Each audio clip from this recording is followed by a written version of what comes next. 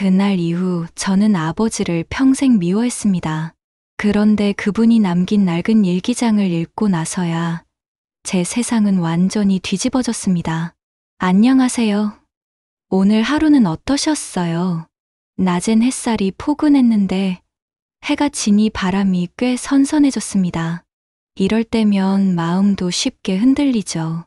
오늘은 한 분이 용기 내 보내주신 사연을 여러분께 조심스레 전해드리려 합니다. 어린 시절 가족을 떠난 아버지를 원망하며 살던 사람이 세상을 떠난 아버지의 낡은 일기장에서 딸을 위해 떠날 수밖에 없었던 사연을 알게 된 이야기입니다. 끝까지 함께 들어주세요. 저는 오늘 제 마음 한가운데 있던 오래된 매듭을 풀어보려 합니다. 저는 오랫동안 아버지를 미워하며 살았습니다. 8살 어느 겨울이었어요. 창문 밖에 눈이 소복이 쌓이고 동네 가로등이 희미하게 번지던 밤이었습니다. 아버지는 두꺼운 회색 코트를 입고 현관에서 제게 말씀하셨어요. 금방 다녀오마. 그 말만 남기고 문을 닫으셨습니다. 그날 밤 저는 졸음을 이기며 거실 등불을 켜놓고 기다렸습니다. 엄마는 말없이 부엌 수건으로 젖은 그릇을 닦았고 시계 초침 소리가 더 크게 들렸어요. 새벽이 지나고 아침이 오도록 아버지는 돌아오지 않았습니다. 그 다음날 엄마는 제 책가방을 챙겨주며 아빠 일 때문이야 라고 말했지만 어린 저는 그 말의 의미를 알 수 없었어요. 며칠이 지나고 몇 달이 지나도 아버지는 나타나지 않았고 집 안에는 연락 한 통 오지 않았습니다. 설날에도 제 생일에도 학교 운동회에도 빈자리는 그대로였어요. 저는 사진 속 가족 구도에서 아버지를 지우듯 마음 한쪽을 덮었습니다. 학교에서 친구들이 아빠 얘기를 꺼낼 때면 저는 물 마시는 척 고개를 숙였어요. 밤에 잠들기 전 불을 끄면 천장에 검은 얼룩 같은 게 보였는데 저는 그 얼룩을 아버지의 얼굴이라고 생각하고 왜라는 말을 속으로 수백 번 되뇌었습니다. 엄마는 낮엔 식당에서 밤엔 편의점에서 일했어요. 손등에 트고 갈라진 상처가 늘어나갈수록 제 분노도 함께 굳어졌습니다. 저는 마음속으로 다짐했어요. 다시는 찾지 않겠다. 다시는 울지 않겠다. 그렇게 저희 어린 날은 원망으로 단단히 굳었습니다.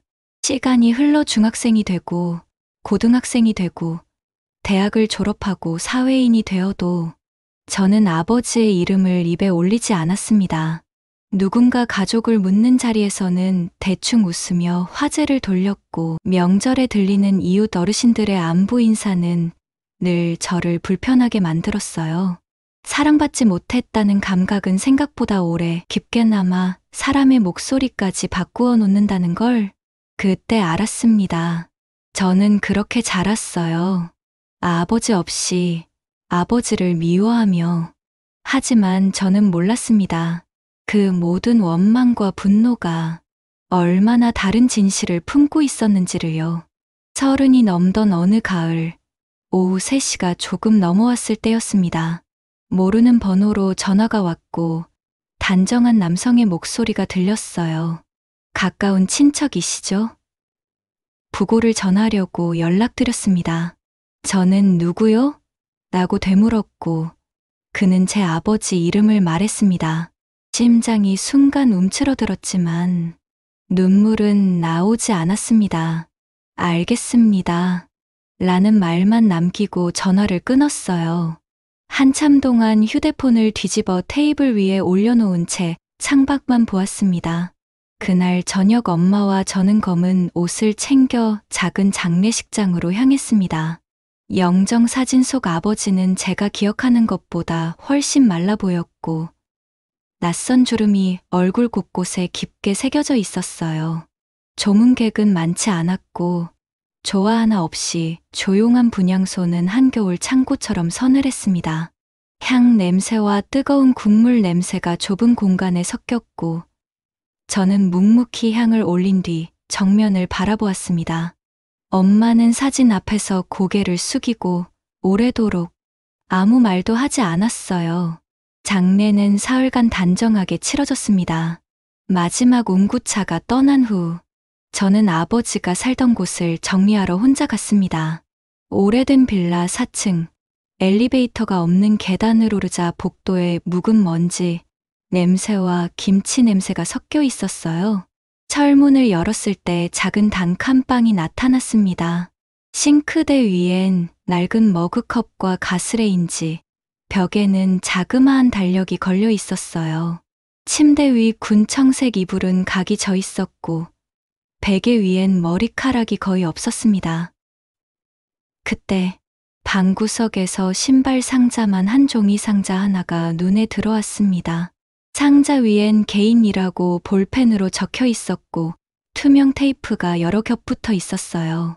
저는 테이프를 부지런히 떼어내고 뚜껑을 열었습니다. 그 안에서 낡은 공책이 4권과 봉투 몇 장, 주워 적은 듯한 영수증, 꾸러미가 나왔습니다. 공책 표지에는 세로로 일기라고 써 있었습니다. 그 순간 제 손이 아주 작게 떨리기 시작했어요. 읽지 말아야 할 것 같다가도 끝내 읽지 않으면 평생 같은 자리에 멈춰 서 있을 것 같았습니다. 조용히 숨을 고르고 첫 장을 펼쳤습니다. 그 종이에서는 오래된 서랍 냄새가 났고 잉크가 번진 흔적마다 사는 동안의 계절이 묻어 있었어요. 저는 몰랐습니다. 그 낡은 일기장 안에 제가 알지 못했던 완전히 다른 아버지가 숨어 있다는 것을. 첫 줄에 제 이름이 적혀 있었습니다. 오늘 학원 끝나는 시간쯤 골목 입구에 서 있었다. 멀리서 걸어오는 아들을 보고 손을 흔들 뻔했다. 하지만 참고 뒤돌았다. 내가 나타나면 아이가 더 힘들어진다. 삐뚤빼뚤한 글씨였지만 글 사이사이에 조심스러움과 자책이 번져 있었습니다. 저는 천천히 다음 페이지로 넘어갔습니다. 빚쟁이들이 집 앞까지 왔다. 나를 찾으러 왔지만 내 가족을 훑어보는 눈빛이 너무 무서웠다. 내 발걸음이 집으로 향하는 순간 그 그림자도 같이 따라갈 것이다. 한 장을 넘길 때마다 저는 낯선 세계로 끌려 들어갔습니다. 아버지는 제가 알지 못했던 세상에서 매일 저와 엄마를 지키려 애쓰고 있었습니다. 공장 야간반에서 철을 다루다 손등에 사상을 입은 날의 기록, 건설 현장에서 허리를 삐끗해 여름 내내 제대로 걷지 못했던 날의 기록, 명절마다 떡국, 아이는 잘 먹었나라고 쓰고 그 옆에 작은 별표를 붙여둔 기록들이 있었어요. 봉투 속에는 현금 송금 영수증이 여러 장 들어 있었습니다. 받는 사람 칸에는 엄마 이름이 아니라 다른 이름들이 있었어요. 뒷면에 작은 글씨로 전달 부탁이라는 메모가 적혀 있었습니다. 우리는 몰랐지만 누군가를 통해 돈이 돌아왔던 적이 있었던 거예요. 더 읽어 내려가자 그가 왜 떠났는지에 대한 정황들이 선명해졌습니다. 함께 일하던 동료가 공장에서 사고를 당했을 때 아버지가 책임을 뒤집어 쓰고 합의금을 떠안았다는 기록, 빚이 걷잡을 수 없이 불어나면서 집으로 들이닥친 사내들의 신발 소리, 저를 붙잡고 괜찮다고 말하는 엄마의 떨린 어깨를 뒤에서 지켜보기만 했다는 밤, 내가 떠나면 그들이 따라오지 못할 것이다. 내가 옆에 있는 한 내 아이는 늘 위험에 놓여 있다. 저는 그 문장을 오래 바라보았습니다. 어느 봄날의 기록에는 이런 문장이 있었어요. 학교 운동장 펜스 너머로 우리 딸이 달리는 걸 봤다. 팔을 휘두를 때마다 작은 뼈들이 햇빛에 반짝였다. 큰 소리로 이름을 부르고 싶었다. 그러나 멈췄다. 나를 보면 아이가 더 이상 달리지 못할까봐. 제가 그날 느낀 바람의 냄새와 운동장의 모래가 발목에 튀던 감촉이 갑자기 선명해졌습니다. 저는 펜스 너머 그 시선을 많은 해 그동안 전혀 눈치채지 못했어요. 그날이 이렇게 연결되어 있었습니다. 일기의 어느 페이지에는 제 생일 날짜 옆에 작은 동그라미가 그려져 있었고 그 아래에 이렇게 적혀 있었어요. 케이크 값이 모자라 초만 샀다. 멀리서 초의 불빛 같던 아이의 웃음을 상상한다. 그 문장을 읽는 순간 제 목 안쪽이 뜨겁게 탔습니다. 제가 아빠는 왜 한 번도 오지 않았냐고 마음속에서 소리치던 그때 그는 아주 멀리서라도 촛불을 불어보며 제 이름을 속삭이고 있었던 겁니다. 배신이라 믿었던 기억은 조금씩 모양을 바꾸기 시작했어요. 그 자리로 희생이라는 단어가 들어와 자리 잡기 시작했습니다. 마지막 공책의 뒤쪽으로 갈수록 글씨는 더 흐릿해졌습니다.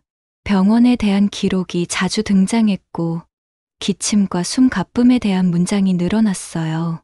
엑스레이 사진, 의사가 잠깐 말을 멈추는 표정, 나를 보지 못한 눈빛, 집으로 돌아오는 길, 호주머니 속 엔진 오일 냄새가 더 진했다. 공장과 현장을 전전하던 오랜 세월이 그의 폐를 닳게 만들었음을 저는 그제야 이해했습니다.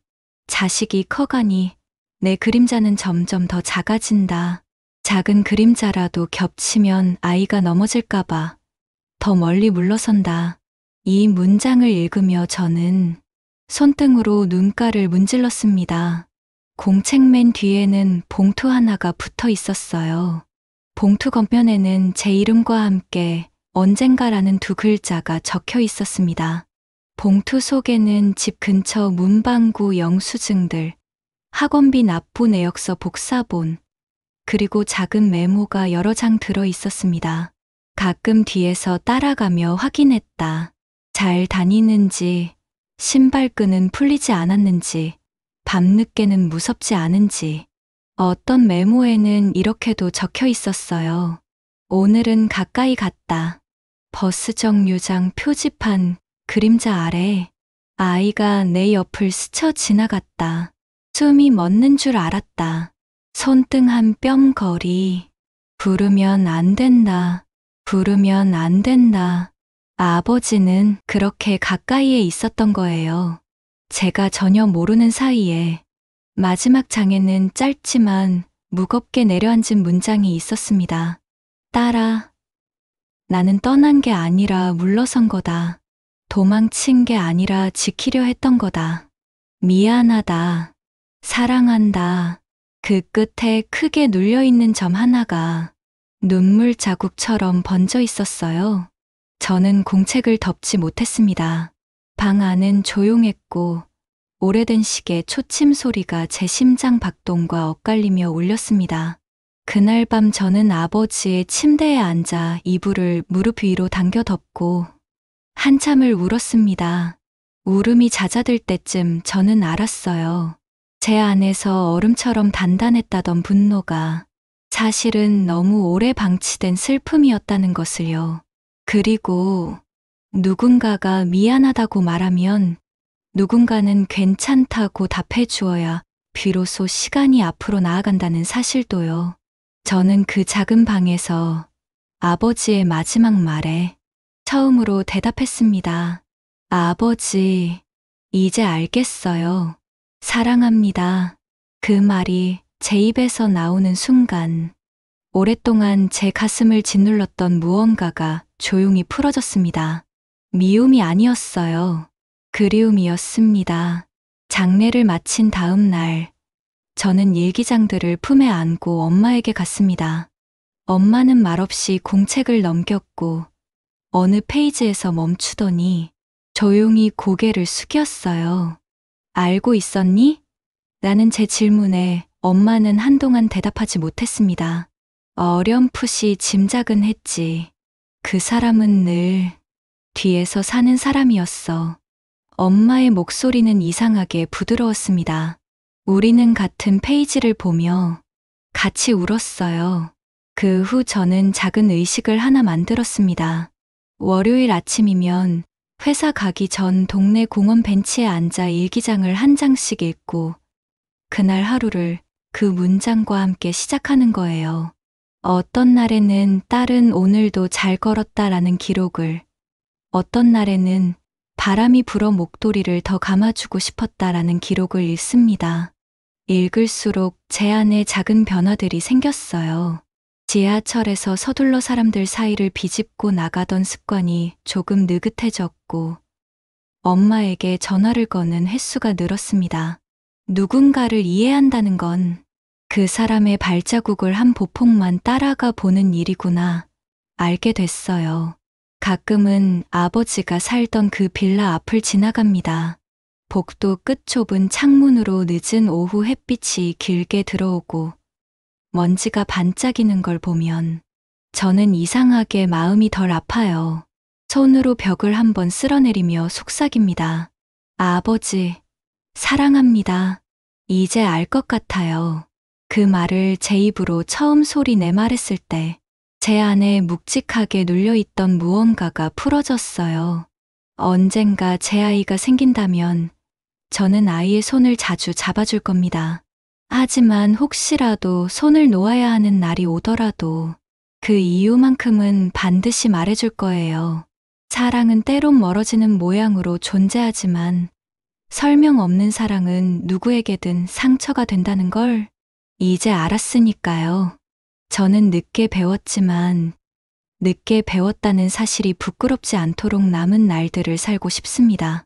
제게는 이제 아버지가 남겨주신 문장들이 있어요.